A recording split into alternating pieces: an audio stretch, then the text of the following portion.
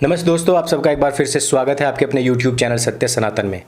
जिस लिस्ट में RSN सिंह, पुष्पेंद्र कुलश्रेष्ठ, मेरा और राहुल आर्य जी का नाम था, उसी लिस्ट में ही बहुत सारे टीवी एंकर्स, पत्रकारों का भी नाम था और बहुत सारे स्वतंत्र लोगों के भी नाम थे, जिनमें से कि रोहित सरदाना जी की मृत्यु हो चुकी है। और इस मृत्यु के पीछे कहीं ना कहीं कोई षड्यंत्र भी है, क्योंकि जब रोहित जी की तबीयत पूरी तरीके से ठीक होती जा रही थी, अचानक से उनको कोई स्टेरॉयड दिया गया और उसके बाद में हार्ट अटैक हुआ। इसकी जांच होनी चाहिए। हम सरकारों से इस बात की डिमांड करते हैं। आज हमारा सबसे बड़ा सवाल यही रहेगा कि क्या लाशों के ऊपर हंसने वालों, मजाक और ठट्ठा बनाने वाले लोगों की भी कोई सिलेक्टिवनेस है?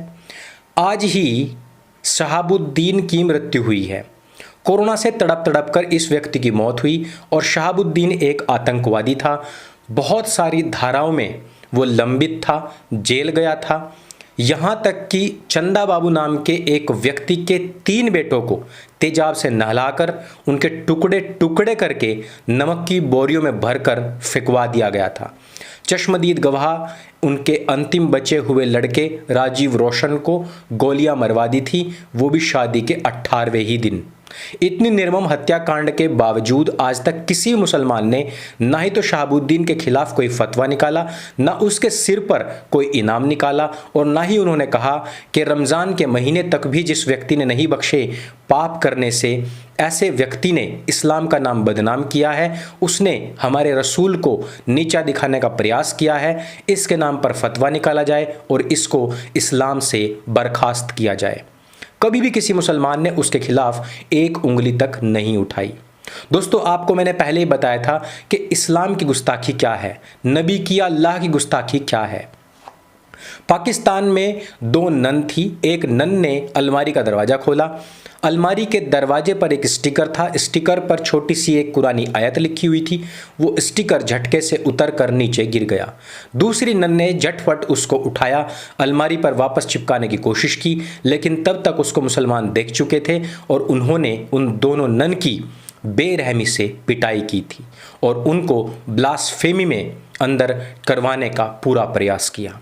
बस इतनी सी बात है। इसी बात से इस्लाम का नाम भी बदनाम हो जाता है और इस्लाम के रहनुमाओं का दिमाग फिर जाता है और वो उनका सर तन से जुदा करने का फरमान सुना देते हैं। वो दूसरी बात है कि शहाबुद्दीन हो या गैंगस्टर के नाम पर दुनिया के अंदर आतंक मचाने वाले छिटभैये लोग हों या फिर आतंकवादी गिरोह बनाकर मोहम्मद या कुरान के नाम पर जो लोग पूरी दुनिया में दहशत फैला रहे हैं, लाखों करोड़ों लोगों को मौत के घाट उतार रहे हैं, उनसे इस्लाम, नबी या फिर अल्लाह, कुरान का नाम बदनाम नहीं होता, बल्कि शहाबुद्दीन जैसे लोग, बल्कि मुख्तार अंसारी जैसे लोग, अतीक अहमद जैसे लोग मुसलमानों के सबसे बड़े हीरो बन जाते हैं, क्योंकि वो नमाजी भी हैं, वो जकाती भी हैं, वो कुरानी भी हैं, वो अल्लाही भी हैं और वो मोहम्मद को ही अपना नबी मानने वाले लोग हैं। इस्लाम के क्राइटेरिया में सिर्फ इतनी सी बात आती है। कल आप लोगों ने वो सभी ट्वीट्स देखे जिनमें रोहित सरदाना के जाने के बाद में लोगों ने कहा कि काफिर था और ये जहन्नम जाएगा।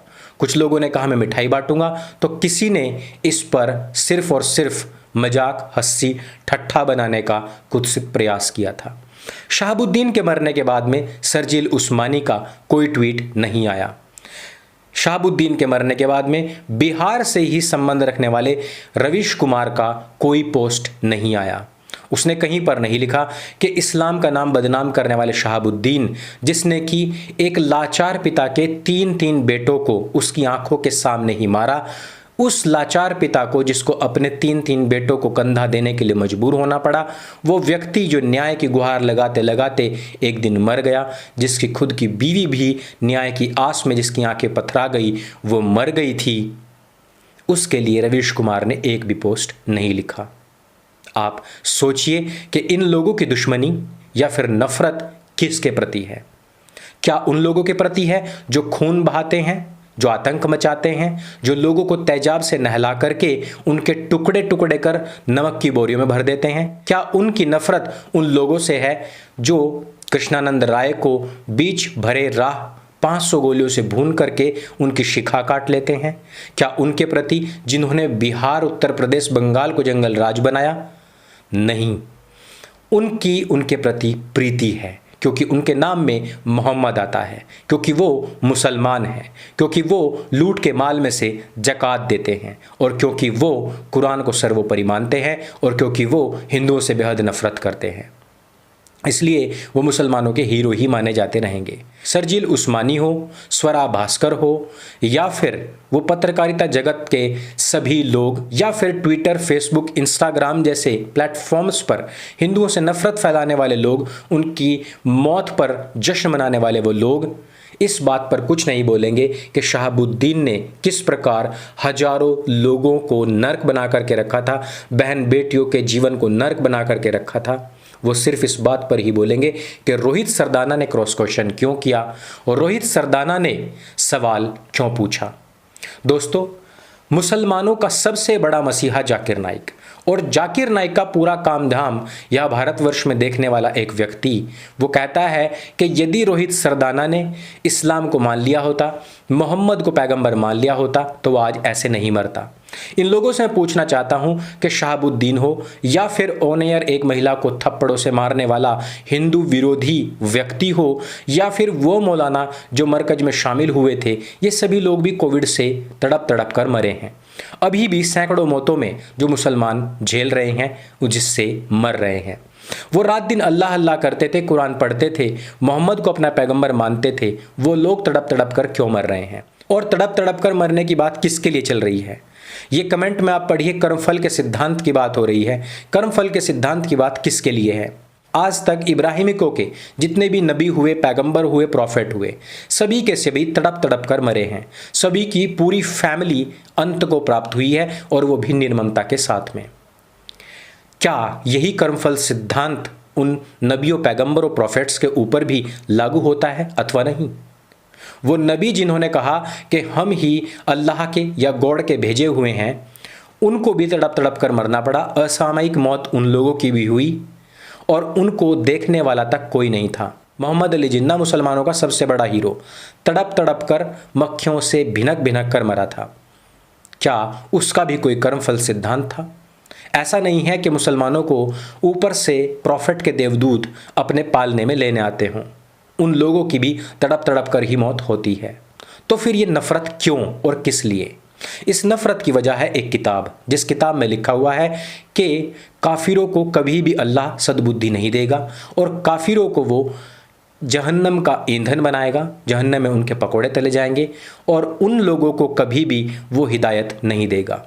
काफिरों के प्रति इस नफरत भरी किताब पर कई बार बैन लगाने की बात हुई, लेकिन वो नहीं लगती है, और बार बार सिर्फ यही कहा जाता है कि देश और दुनिया में न जाने क्यों नफरत बढ़ती जा रही है। जिनकी मजहबी किताब ही नफरत फैलाना सिखाती हो, भला वो लोग नफरत से दूर कैसे हो सकते हैं?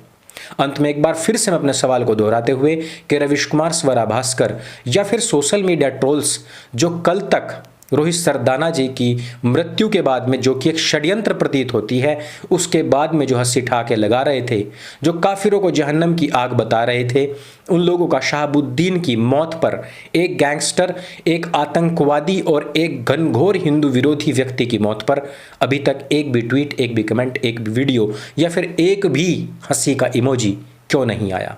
क्या है इसके पीछे का कारण? आपको जो कुछ भी लगता है कमेंट करके जरूर बताइएगा। शहाबुद्दीन जैसे ये जितने भी लोग हैं, इन सब का भी कर्मफल सिद्धांत के अनुसार न्याय होगा। रोहित सरदाना एक सनातनी थे, और वो कहीं गए नहीं, सिर्फ कपड़े बदलने के लिए गए हैं। वापस जरूर आएंगे, क्योंकि ये आत्मा अजर है, अमर है, अविनाशी है। यह आत्मा सनातनी है। मेरे संग बोले सत्य सनातन वैदिक धर्म की जय। जय हिंद, वंदे मातरम।